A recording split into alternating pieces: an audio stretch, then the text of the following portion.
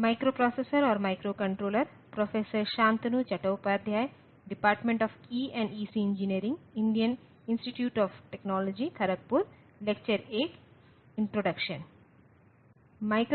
और microcontroller computing system का हिस्सा हैं।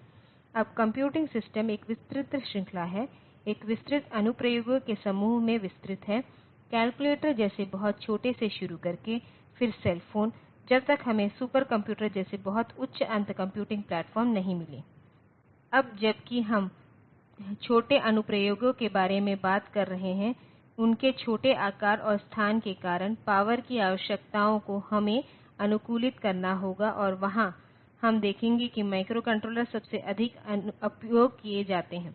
दूसरी ओर जब हम कम्प्यूटेशनल पावर को देखते हैं, अर्थात हम ऐसे सिस्टम चाहते हैं जो कम्प्यूटेशनल रूप से बड़ी संख्या में उपयोगकर्ताओं, विभिन्न प्रकार के प्रोग्राम और कम्प्यूटेशन को हल करने में सक्षम होगा, वहां माइक्रोप्रोसेसर का उपयोग किया जाता है, क्योंकि उनके पास लचीलापन है, उनके पास आमतौर पर माइक्रोकंट्रोलर की तुलना में अधिक दर पर काम करने की क्षमता है। बेशक ऐसे माइक्रोकंट्रोलर हैं जो बेहतर हैं, जो उच्च गति अनुप्रयोगों का समर्थन करते हैं, लेकिन ज्यादातर हमें इस गणना कार्य को करने के लिए माइक्रोप्रोसेसर मिले हैं। अब जो भी है माइक्रोप्रोसेसर और माइक्रोकंट्रोलर, यह कुछ कंप्यूटिंग तत्व हैं, इस अर्थ में कि वे कुछ डेटा तत्व की कम्प्यूटेशन करते हैं जो इनपुट के रूप में लिया जाता है और उस डेटा तत्व को कुछ फैशन में सिस्टम के अंदर दर्शाया जाता है और फिर उस पर प्रसंस्करण किया जाता है और अंततः यह एन्वायरमेंट के लिए आउटपुट होता है। हालांकि हम जानते हैं कि एन्वायरमेंट ज्यादातर एनालॉग है, जब हम एन्वायरमेंट से सिग्नल ले रहे होते हैं तो सिग्नल प्रकृति में एनालॉग होते हैं, लेकिन कम्प्यूटेशनल उद्देश्य के लिए अगर हमारे पास डिजिटल इनपुट है तो बेहतर है। ये डिजिटल इनपुट हमें इस अर्थ में मदद करेंगे कि यह गणना प्रक्रिया में पेश किए जाने वाले नॉइज़ की मात्रा को कम करेगा और गणना बहुत बेहतर तरीके से की जा सकती है। तो यह रूपांतर एनालॉग से डिजिटल रूपांतर विशिष्ट मॉड्यूल द्वारा किया जाता है। इसलिए माइक्रोप्रोसेसर और माइक्रोकंट्रोलर पर पाठ्यक्रम से निपटने के दौरान हम डेटा इनपुट को केवल डिजिटल के रूप में लेंगे। बेशक हम बाद में कुछ इंटरफ़ेस देखेंगे जो एनालॉग सिग्नल को डिजिटल सिग्नल में बदल देंगे, लेकिन यह एक अलग मुद्दा है। इस प्रोसेसर द्वारा संग्रहीत और संसाधित की गई इनफार्मेशन वे आवश्यक रूप से प्रकृति में डिजिटल हैं। तो डिजिटल मात्रा के रूप में किसी भी मूल्य को संग्रहीत करने के लिए हमें कुछ संख्याओं की आवश्यकता होगी। इसलिए उदाहरण के लिए यदि हम एक बिंदु के वोल्टेज मान को भंडारण कर रहे हैं, अगर यह कुछ वोल्ट है या कहें मिली वोल्ट या ऐसा कुछ, उस मूल्य को संग्रहीत किया जाना है, कुछ संख्या को उस अर्थ में संग्रहीत किया जाना है। या यदि हम किसी व्यक्ति के नाम का प्रतिनिधित्व करते हुए कुछ नाम स्ट्रिंग भी संग्रहीत कर रहे हैं, तो वह भी कुछ संख्याओं के रूप में कंप्यूटर के अंदर संग्रहीत किया जाता है। तो यह प्रतिनिधित्व एक बहुत ही महत्वपूर्ण मुद्दा है और यह प्रतिनिधित्व आप कंप्यूटर सिस्टम में एक संख्या का प्रतिनिधित्व कैसे करेंगे, यह एक मूलभूत हिस्सा है। जैसे कि ये प्रोसेसर उसके ऊपर प्रसंस्करण कैसे करेंगे। तो उस हिस्से को समझने के लिए शुरुआत में हम विभिन्न प्रकार के नंबरों के लिए नंबर सिस्टम प्रतिनिधित्व को पुनरावृत्ति करेंगे। इसलिए हम शुरू करने के लिए नंबर सिस्टम को देखेंगे। तो नंबर सिस्टम यह बात करता है कि कंप्यूटर सिस्टम के अंदर नंबर कैसे स्टोर किया जाता है। अब जैसा कि आप जानते हैं कि जब मैं नंबर कहता हूं तो यह नंबर विभिन्न प्रकार के हो सकते हैं, जैसे कि यह इंटीजर नंबर हो सकता है और यह इंटीजर फिर से सकारात्मक इंटीजर हो सकता है या यह ऋणात्मक इंटीजर हो सकता है और अन्यथा इसी तरह हमें करैक्टर प्राप्त हुए हैं। उनका उपयोग करैक्टर स्ट्रिंग को संचय करने के लिए किया जा सकता है, जैसे किसी व्यक्ति का नाम और फिर कुछ पता। तो इस तरह से हमने करैक्टर को संग्रहीत कर लिया है। तो कुछ कोड के माध्यम से करैक्टर भी संग्रहीत किए जाते हैं और यह कोड एक बहुत लोकप्रिय कोड है जिससे आप परिचित हो सकते हैं, जिसे ASCII कोड के रूप में जाना जाता है, जहां प्रत्येक करैक्टर को कुछ इंटीजर कोड दिया जाता है और अंततः कंप्यूटर के अंदर जो संग्रहीत होता है वह कुछ भी नहीं लेकिन यह इंटीजर कोड है। तो यह कंप्यूटर के अंदर एक करैक्टर के रूप में संसाधित नहीं होता है इसे केवल नंबर के रूप में संग्रहीत किया जाता है फिर नंबर के अन्य वर्ग जो हमारे पास हैं वे रियल नंबर हैं अर्थात रियल नंबर में दो भाग फिर से होंगे एक इंटीजर भाग और दूसरा भाग फ्रैक्शन भाग है तो यह हमारे स्कूल के दिनों से ज्ञात है नंबर जिन्हें हम अपने गणित कक्षाओं से देख रहे हैं तो ये ऐसी चीजें हैं जो हमें कंप्यूटर के अंदर दर्शाने की जरूरत है अब आप ऐसा कैसे करने जा रहे हैं तो यह एक और मुद्दा है जैसा कि हम जानते हैं कि एक कंप्यूटर प्रणाली में संख्याओं को एक बाइनरी प्रारूप में संग्रहीत किया जाता है इसलिए हम यह समझने की कोशिश करेंगे कि यह नंबर सिस्टम क्या है सामान्य तौर पर क्या यह सामान्यीकृत हो सकती है क्या हमारे पास मनमाना बेस और मूल्यों आदि की एक बहुत ही सामान्यीकृत संख्या प्रणाली हो सकती है तो अगर हम किसी भी नंबर सिस्टम के बारे में बात करते हैं तो इसमें एक महत्वपूर्ण भाग मिला है जिसे नंबर सिस्टम का बेस कहा जाता है तो बेस का मतलब है कि उच्चतम मूल्य जो इसका एक अंक प्रतिनिधित्व कर सकता है तो कितने प्रकार के अंक हो सकते हैं उदाहरण के लिए हम डेसीमल नंबर सिस्टम से परिचित हैं डेसीमल नंबर सिस्टम में हमें यह बेस मान 10 के रूप में मिला है और हमारे पास 0 1 2 से 9 तक के प्रतीक या अंक हैं इसलिए हमें 10 अलग अलग अंक मिले हैं और यह दर्शाया गया है कि नंबर सिस्टम का बेस 10 या यदि आप बाइनरी नंबर सिस्टम पर विचार करते हैं जैसा कि हम जानते हैं बेस मूल्य 2 है और अंक 0 और 1 है तो सामान्य तौर पर अगर हमारे पास यह बेस मूल्य b के बराबर है तो इसका मतलब है नंबर सिस्टम में 20 संभव अंक होंगे इन अंकों को 0 1 के रूप में चिह्नित किया जाता है जो b ऋण 1 तक जाता है इसलिए यदि हम किसी भी नंबर के लिए जाते हैं बेस b के साथ कहें और हमें d1 d2 जैसे अंक मिले हैं तो ये d b 1 तक के संभावित अंक हैं तो ये संभव अंक हैं फिर हमारे पास इस नंबर सिस्टम में एक नंबर जिसे बेस b के लिए x1 x2 x3 xn कहा जा सकता है इसलिए यह x1 x2 x3 xn bracket b से प्रतिनिधित्व किया जाता है तो यह पहला अंक है पहले अंक का मूल्य d1 है पहले प्रतीक का मान d1 है दूसरे प्रतीक d2 है तीसरा प्रतीक d3 इस तरह है तो और ये मान b के घात द्वारा दिए गए हैं तो वास्तव में यह d1 से b 1 तक वे मनमाना मूल्य नहीं हैं यह d1 हमेशा 0 है तो d2 1 है तो इस तरह से यह d 1 मान b 1 है इस तरह यह चलता है तो हमें मिला है अगर यह संख्या x1 x2 xn bracket b है तो यह इसके द्वारा दिया गया है x1 गुना b का घात n 1 धन x2 गुना b का घात n 2 धन इस तरह से xn 1 गुना b धन xn इसलिए यदि हम एक उदाहरण लेते हैं मान लीजिए कि हमें बेस 10 के लिए एक नंबर 452 मिला है तो यह इस परिभाषा के साथ कैसे पुष्टि करता है तो यह 4 गुना बेस 10 और n के घात के साथ यहाँ n का मान 3 के बराबर है इसलिए 10 की घात 2 प्लस 5 गुना 10 की घात 1 प्लस 2 है इस तरह यह 400 प्लस 50 प्लस 2 है इसलिए यह 452 है तो इस तरह से जो कुछ भी बेस है तदनुसार हम सोच सकते हैं कि हम यह पता लगा सकते हैं कि डेसीमल सिस्टम में संबंधित संख्या क्या है उदाहरण के लिए यदि मैं किसी मनमानी संख्या को 234 को बेस 6 कहता हूं तो यह संख्या क्या है तो यह संख्या 2 गुना 6 की घात 2 प्लस 3 गुना 6 की घात 1 प्लस 4 है इसलिए यह 72 प्लस 18 प्लस 4 है इसलिए डेसीमल नंबर सिस्टम में संख्या में 72 प्लस 18 90 प्लस 4 94 है तो यह डेसीमल नंबर सिस्टम है 234 बेस 6 बराबर 2 गुना 6 का घात 2 प्लस 3 गुना 6 प्लस 4 बराबर 72 धन 18 धन 4 बराबर 94 बेस 10।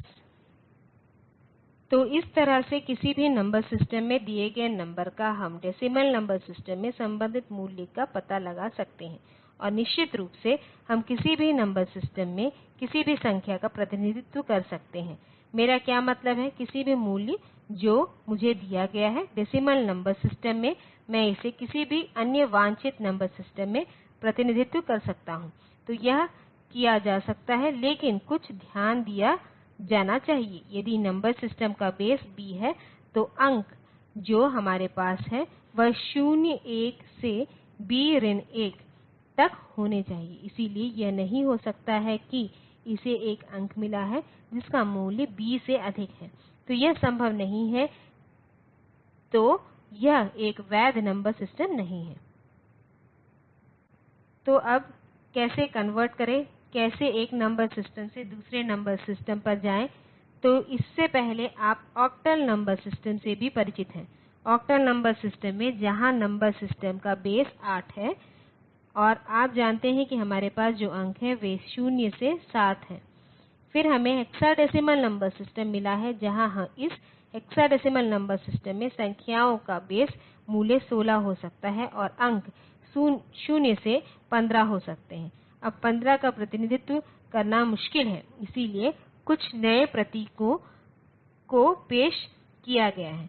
तो 0 से 9 वहाँ है और उसके बाद हम कहते हैं कि A 10 दर्शाता है, B 11 दर्शाता है, C 12 दर्शाता है, उसी तरह D E और F। तो ये वे अंक हैं जो हमारे पास हेक्साडेसिमल नंबर सिस्टम में हैं। इस तरह से आप सोच सकते हैं। तो यह A B C D E का कोई फर्क नहीं पड़ता। तो हमें याद रखना होगा उनका संबंधित डेसीमल मान क्या है। आप उनके लिए कोई भी मनमाना प्रतीक पेश कर सकते हैं। तो यह अनिवार्य नहीं है कि आपको A B C D E F के संदर्भ में लिखना होगा, लेकिन आपको संबंधित डेसीमल मानों को याद रखना होगा। तो आइए हम आगे विचार करें कि एक संख्या को एक नंबर सिस्टम से दूसरी नंबर सिस्टम में कैसे परिवर्तित किया जाए। तो 4 तब है जब आप डेसीमल नंबर सिस्टम को विभिन्न बेस की नंबर सिस्टम में परिवर्तित कर रहे हैं। हम उस बेस द्वारा संख्या को लगातार विभाजित करते हैं। तो हम एक उदाहरण लेंगे। मान लीजिए हमारे पास डेसीमल सिस्टम में संख्या 723 है। मैं इसे बाइनरी नंबर सिस्टम में बदलना चाहता हूं। तो बाइनरी नंबर सिस्टम इस नंबर सिस्टम का बेस 2 है। मैं जो कुछ भी करता हूं वह सिर्फ 723 को 2 से विभाजित करता हूं और रिमाइंडर मूल्यों को लिखूंगा। इसलिए 723 को 2 से विभाजित किया गया है। इसलिए यदि मैं क्वोटिएंट और रिमाइंडर को नोट करता हूं तो यह 361 है और यह 1 है। तो यह 361 है। यदि हम फिर से 2 से भाग करेंगे और हम देखेंगे कि मान क्या आ रहा है, तो 2 से विभाजित 361 यह मुझे क्वोटिएंट के रूप में 180 और फिर से 1 के रूप में रिमाइंडर देगा। फिर यह 180 2 से विभाजित होता है, यह मुझे क्वोटिएंट के रूप में 90 और रिमाइंडर के रूप में 0 देता है। 90 को 2 से विभाजित करने पर मुझे क्वोटिएंट के रूप में 45 और रिमाइंडर के रूप में 0 देता है। 45 को 2 से विभाजित करने पर मुझे 22 क्वोटिएंट के रूप में 1 रिमाइंडर के रूप में देता है। 22 को 2 से विभाजित करने पर 11 क्वोटिएंट है, 0 रिमाइंडर के रूप में मिला है। और 11 को 2 से विभाजित करने पर 5 क्वोटिएंट और 1 रिमाइंडर के रूप में मिला है। 5 को 2 से विभाजित किया जाता है, यह 2 को क्वोटिएंट और 1 को रिमाइंडर के रूप में उद्धृत करता है। 2 को 2 से विभाजित करने पर यह 1 को क्वोटिएंट के रूप में और 0 को रिमाइंडर के रूप में, और फिर 1 को 2 से विभाजित करने पर यह 0 को क्वोटिएंट के रूप में, 1 को रिमाइंडर के रूप में देता है। अब संख्या का प्रतिनिधित्व करते हुए, इसलिए आप देखते हैं कि यह अंतिम अंक, यह विशेष अंक, यह 2 के साथ कई डिवीजन करने पर आया है। यह मोस्ट सिग्नीफिकेंट सबसे अधिक महत्व का अंक होना चाहिए। यह मोस्ट सिग्नीफिकेंट अंक है। बाइनरी नंबर सिस्टम में संख्या लिखते समय हम इस क्रम में लिखेंगे। तो पहले 1 फिर 0 फिर 1 दो बार फिर 0 फिर 1 फिर 0 दो बार फिर 1 1। तो यह बाइनरी नंबर सिस्टम में 723 का प्रतिनिधित्व है। तो इसी तरह आप किसी भी अन्य नंबर सिस्टम में किसी भी संख्या का प्रतिनिधित्व कर सकते हैं। उदाहरण के लिए मान लीजिए हम हेक्साडेसिमल नंबर सिस्टम में संख्या 557 का प्रतिनिधित्व करने के लिए इच्छुक हैं। तो यह बेस 10 है जिसे हम इसे हेक्साडेसिमल नंबर सिस्टम में बदलना चाहते हैं, यानी बेस 16 नंबर सिस्टम है। तो हमें जो करना है वही बात, 557 को 16 से विभाजित किया गया है, इसलिए यह आपको 34 के रूप में क्वोटिएंट देगा और रिमाइंडर मूल्य 13 है। 13 हेक्साडेसिमल नंबर सिस्टम में प्रतीक डी द्वारा दर्शाया गया है, इसलिए यह डी है। तब यह 34 16 से विभाजित होता है, इसलिए यह आपको क्वोटिएंट के रूप में 2, रिमाइंडर के रूप में 2 देगा। और फिर यह 2 जब आप 16 से विभाजित करते हैं तो यह 0 को क्वोटिएंट के रूप में और 2 को रिमाइंडर के रूप में देता है। तो आपके पास इस क्रम 2 2 डी में जो संख्या है वह हेक्साडेसिमल नंबर सिस्टम में संख्या है। तो यह हेक्साडेसिमल नंबर सिस्टम में बेस 10 से 557 का प्रतिनिधित्व है। तो इस तरह आप किसी भी संख्या को हेक्साडेसिमल नंबर सिस्टम से दूसरी नंबर सिस्टम में बदल सकते हैं, उसे नंबर सिस्टम के बेस से विभाजित करके।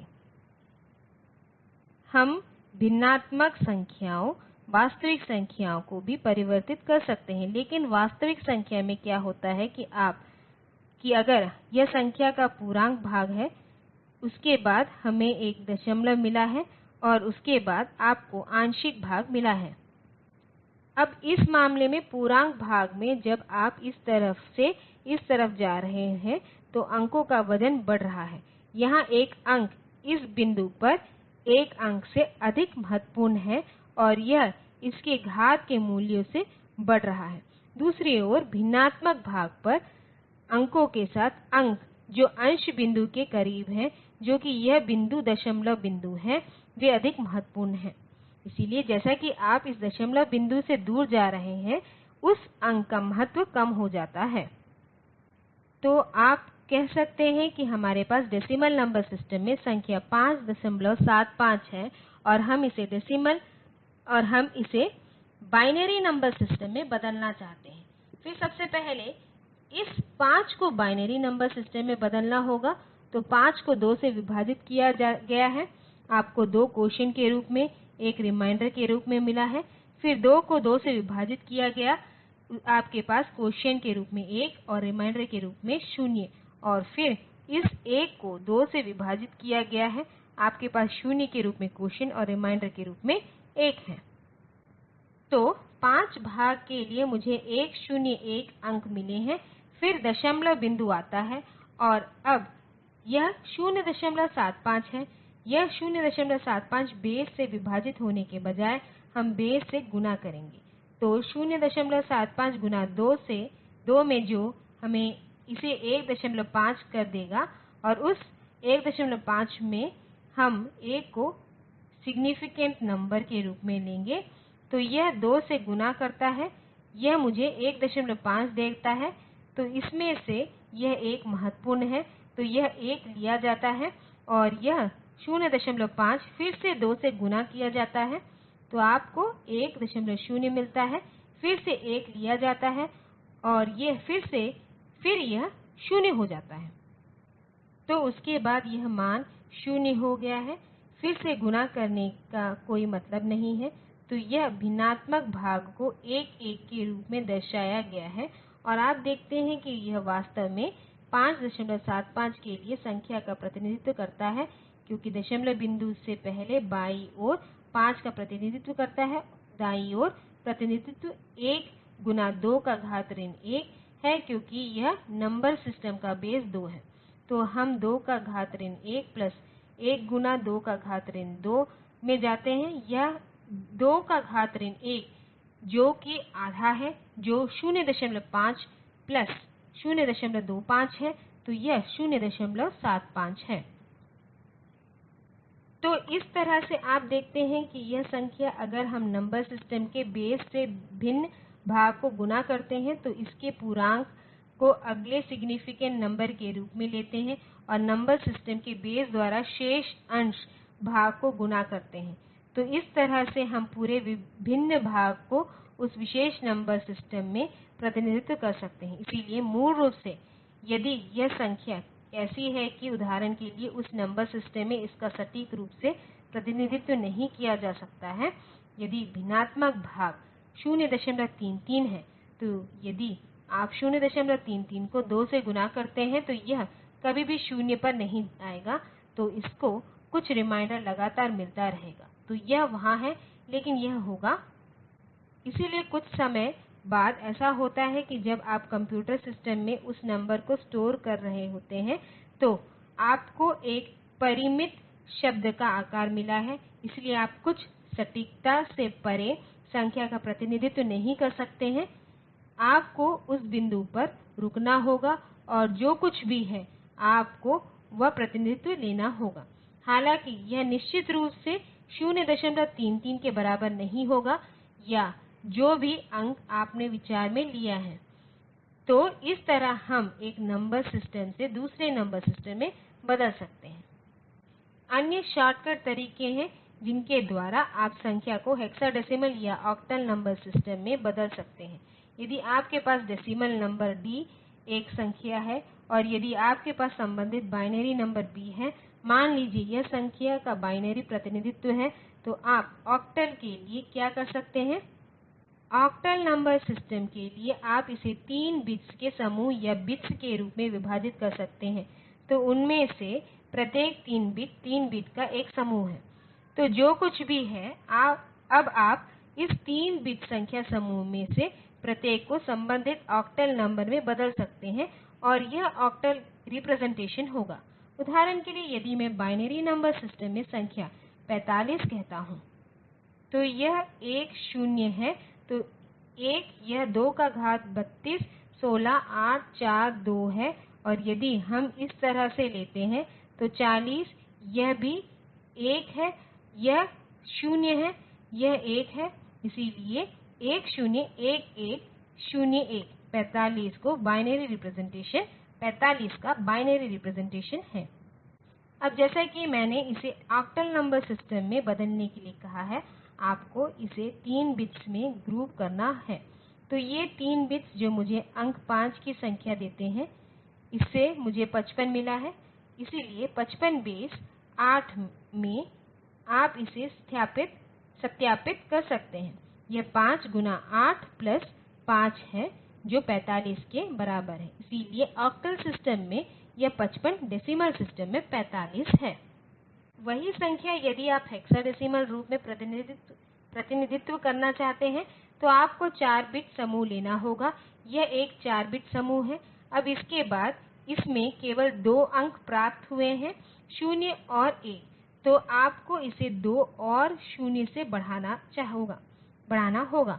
तो यह अगला अंक है जो हमारे पास है। तो यह भाग 8 प्लस 4 12 प्लस 1 13 डी का प्रतिनिधित्व करता है और यह भाग 2 का प्रतिनिधित्व करता है। तो यह 2 है, इसलिए यह 2D है। यह हेक्साडेसिमल नंबर सिस्टम में 2D है। तो आप इस 2D को परिवर्तित कर सकते हैं और जान सकते हैं कि यह वास्तव में हेक्साडेसिमल नंबर सिस्टम का प्रतिनिधित्व कर रहा है। 2 गुना 16 प्लस D 13 है, इसलिए वह 32 प्लस 13 45 के बराबर है। तो इस तरह से इस नंबर सिस्टम का उपयोग करके आप किसी भी नंबर सिस्टम का उपयोग कर सकते हैं, वे सभी समान हैं। आप एक उचित प्रारूप में संख्याओं का प्रतिनिधित्व कर सकते हैं। बेशक आप इन वास्तविक संख्याओं का एक और प्रतिनिधित्व कर सकते हैं जिसे हम यहां नहीं मानते हैं, वो फ्लोटिंग पॉइंट प्रतिनिधित्व है। अब तक हमने जो वास्तविक संख्या दर्शाई है वह दशमलव बिंदु तय है, वहां दशमलव बिंदु तय है, तो उन्हें फिक्स्ड पॉइंट नंबर सिस्टम के रूप में जाना जाता है। साथ ही साथ एक फ्लोटिंग पॉइंट प्रतिनिधित्व है और जो थोड़ा जटिल है। और अधिकांश माइक्रोप्रोसेसर और माइक्रोकंट्रोलर जिन पर हम चर्चा करेंगे उनके पास ये फ्लोटिंग पॉइंट क्षमताएं नहीं होंगी। आमतौर पर यह माइक्रोप्रोसेसर या माइक्रोकंट्रोलर के साथ जो कोप्रोसेसर हैं उनके पास प्रदान किया जाता है, इसलिए हम उस हिस्से में नहीं जाएंगे। इसलिए ज्यादातर इन्टिजर नंबर पूर्णांक संख्याओं के बारे में बात करेंगे और कुछ मामलों में हम इन वास्तविक संख्याओं के बारे में बात कर सकते हैं और वह भी निर्धारित बिंदु नोटेशन में। तो अगली महत्वपूर्ण बात जो हम देखेंगे वह यह है कि यह इस ऑपरेशन को कैसे करना है, जैसे कि इस जोड़ घटाव गुणन प्रकार के ऑपरेशन मूल संख्या प्रणाली में।